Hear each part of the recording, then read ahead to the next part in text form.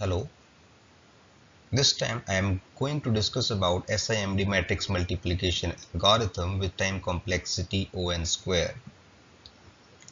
As we all are aware, the Flynn's classification has categorized the machines into four categories, namely SISD, SIMD, MISD and MIMD.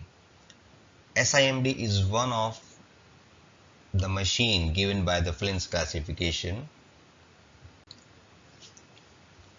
Before we go forward, we will study the SIMD matrix multiplication method.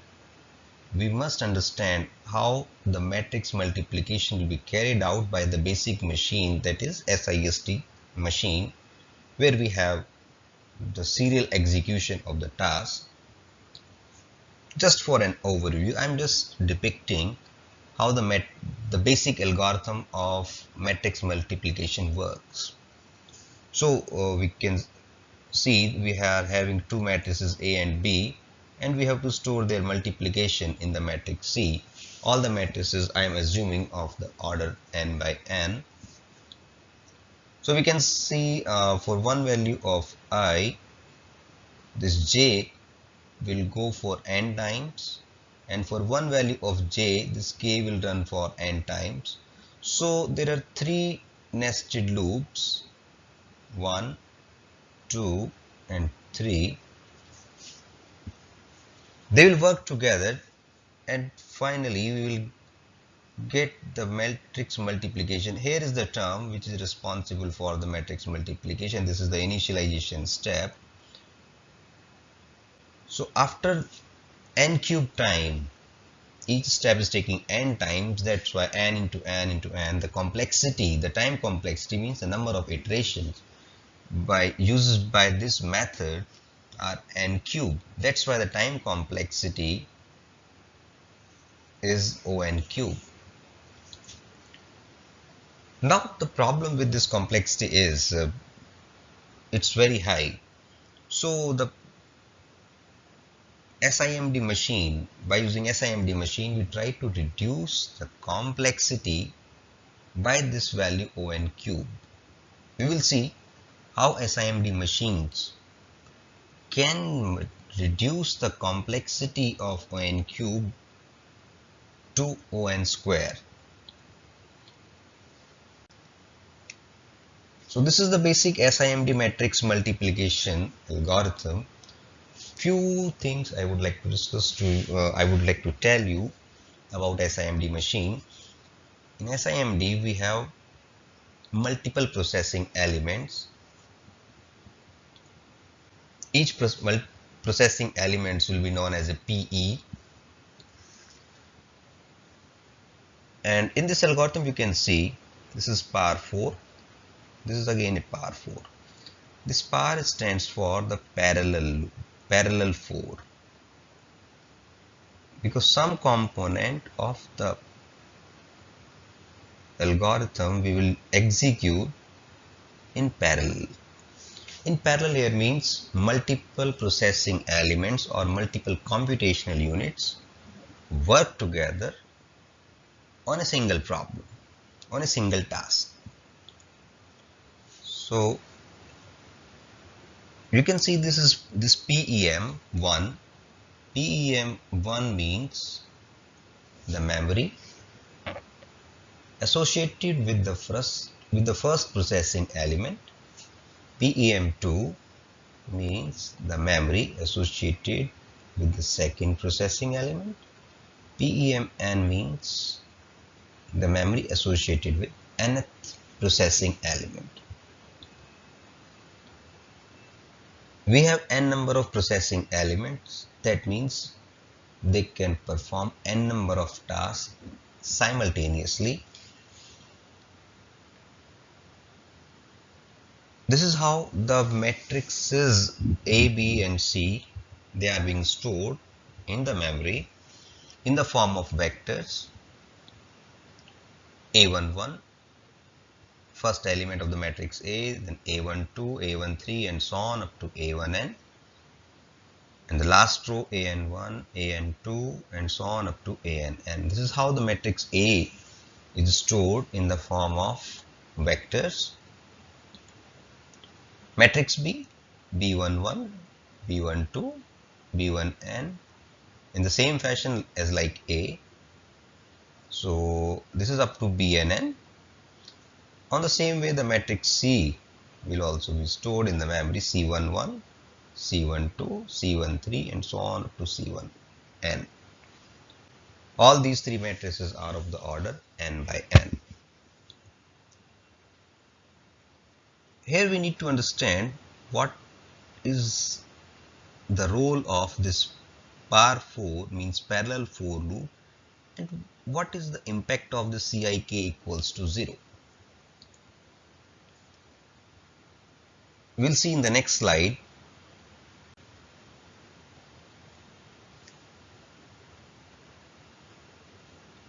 So in this slide I will try to explain what is the meaning of this parallel for loop. This vector load is basically, this is the initialization of the vectors C11, C12 and so on up to C1n. You can see I equals to 1. For I equals to 1, this par 4 will go from 1 to n. What does it mean? It means k equals to 1 means processing element 1. K equals to 1 means PE1. K equals to 2 means PE2. P1, P2 means processing element 1, processing element 2 and so on up to processing element n. They will all work together on the value Cik. That is, when the value I equals to 1, k equals to 1, that is, this C11 will become 0. In parallel, at the same time, second processing element is making C12 0, third is making C13 0 and so on. Nth processing element is initializing C1n with the value 0. Remember, this all will happen in a single time, simultaneous execution. Afterwards, when these all Ciks will be initialized with the value 0, by using this parallel for, this C11 will have the multiplication, C12 will have its multiplication, means as a result of A into P. How it works, you will see in the next slide.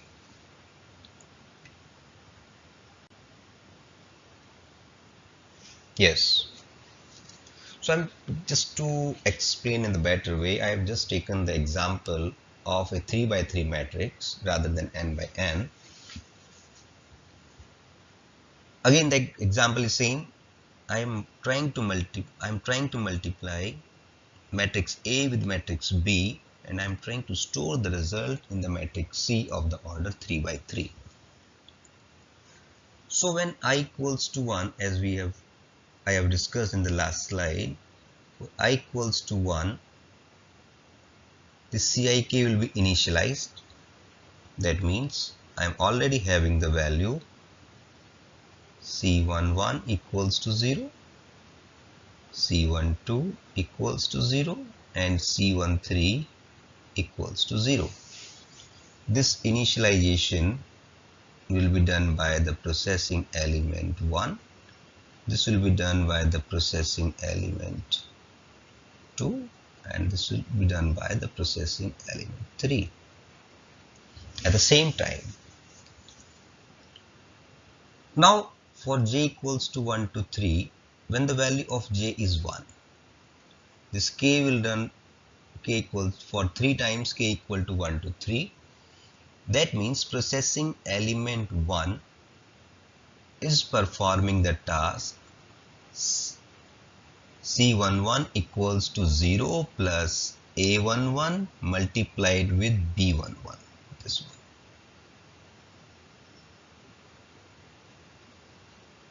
This task will be carried out by the processing element 1. At the same time, the processing element 2 is busy in processing this task. At the same time, processing element 3 is engaged with this task.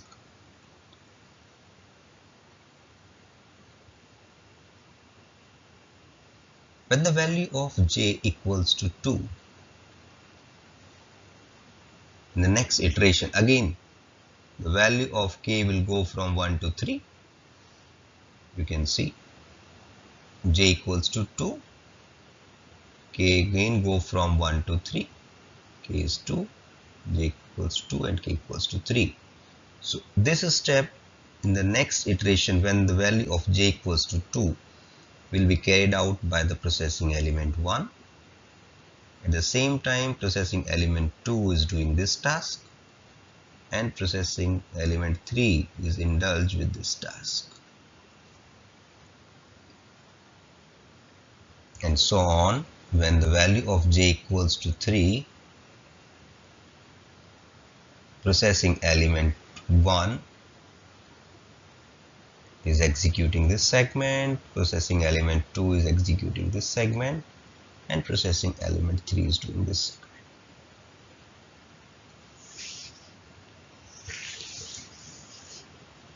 So in these three steps, the value of C11 has been calculated, like C11 equals to A11 multiplied with B11 plus this A12 multiplied with B21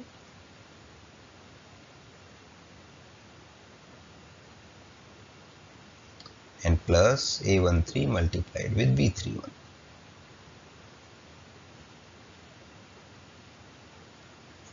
Same case with all the elements, all these two elements C12 and C13.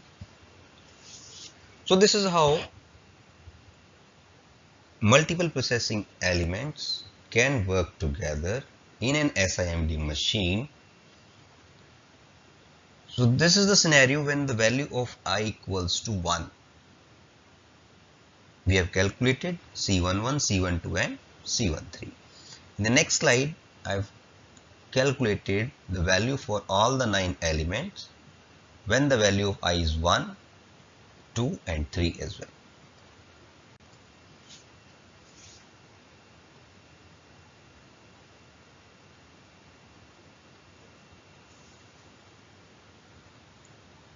So you can see this thing we have already discussed.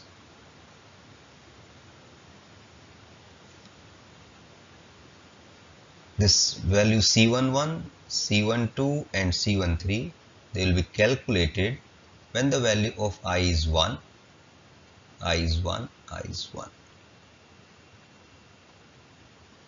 When the value of I is 2, you can see the value of I is 2 in all these three cases. I have highlighted them with the yellow color, that is indicating these three steps are performed by 3 computational units, 3 processing elements in parallel simultaneously. So when the value of I equals to 2, C21, C22 and C23, they will be calculated simultaneously by the processing element P1, P2 and P3. Similarly, when the value of I is 3, C31, C32 and C33, they have been calculated by the processing elements P1, P2 and P3. So in the nutshell, we can conclude our algorithm like it's a parallel execution. It will undergo the parallel execution where multiple processing elements work together on a code. They will perform the computation together. So it will undergo two serial loops, or you can say these are two sequential loops, 1 and 2, and this and two parallel loops. Remember, I have already told the complexity for parallel loop will be 1, because all the tasks will be carried out in a single step by multiple processing elements. So since we have only two serial loops, two sequential loops in the nested manner, therefore the time complexity of this algorithm will be O(n) square. Hope you have enjoyed this video. Thank you very much.